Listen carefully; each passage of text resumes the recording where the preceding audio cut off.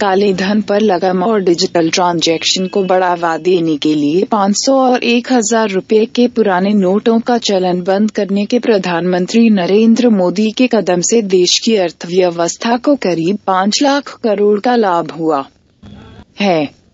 सरकार की एक उच्च स्तरीय आंतरिक आकलन रिपोर्ट में यह बात कही गई है, जिसमें बताया गया है कि पिछले साल 8 नवंबर को प्रधानमंत्री के अचानक लिए इस फैसले के वक्त हमारी अर्थव्यवस्था में करीब 17.77 लाख करोड़ रुपए मूल्य के नोट चलन में थे। वहीं मई 2017 आते उपयोग किए जा रहे बैंक नोटों का मूल्य करीब 19.25 लाख करोड़ रुपए तक पहुंच गया। इससे यह भी पता चलता है कि लोगों के पास रखी नकदी की संख्या में भी कमी आई है।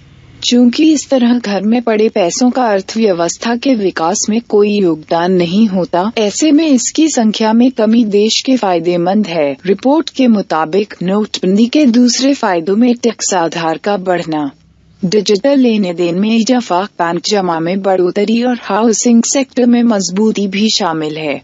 बता दें कि 500 और 1000 रुपए के पुराने नोटों का चलन अचानक बंद किए जाने के फैसले के बाद नए नोटों की उस रफ्तार से पूर्ति नहीं होने के कारण देश की लाखों जनता को खासी मुश्किलों का सामना करना पड़ा था। प्रधानमंत्री ने इस ऐलान के वक्त कहा था कि नोटबंदी का कदम काले धन और जाली नोटों पर लगाम लगाने के साथ भारत को निशाना बनाने वाले आतंकियों की फंडिंग खत्म करने के लिए जरूरी कदम था। सरकार की इस रिपोर्ट में कहा गया है कि अर्थव्यवस्था में इस वक्त 14.2 लाख करोड़ रुपए के नोट चलन में हैं, जो कि सारी ट्रांजैक्शन जरूरतों को पूरा करने के लिए काफी हैं।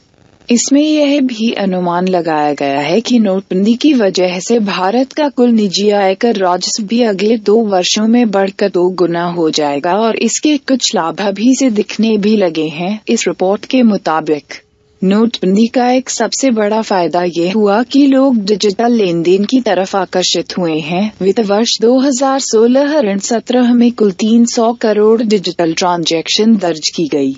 वहीं सरकार का अनुमान है कि वित्त वर्ष 2017-18 के शुरुआती हफ्तों का चलन आगे भी जारी रहा तो इस साल डिजिटल ट्रांजैक्शन की संख्या बढ़कर 2500 करोड़ तक जा सकती है। पेटीएम, SBI बाडी और फ्रीचार्ज आदि मोबाइल वॉलेट के जरिए अभी ही रोजाना करीब 200 करोड़ रुपए का लेन देन हो रहा है। वहीं भीम ऐप के लॉन्च होने के 5 महीनों के अंदर करीब 2 करोड़ लोगों ने इसे डाउनलोड किया है।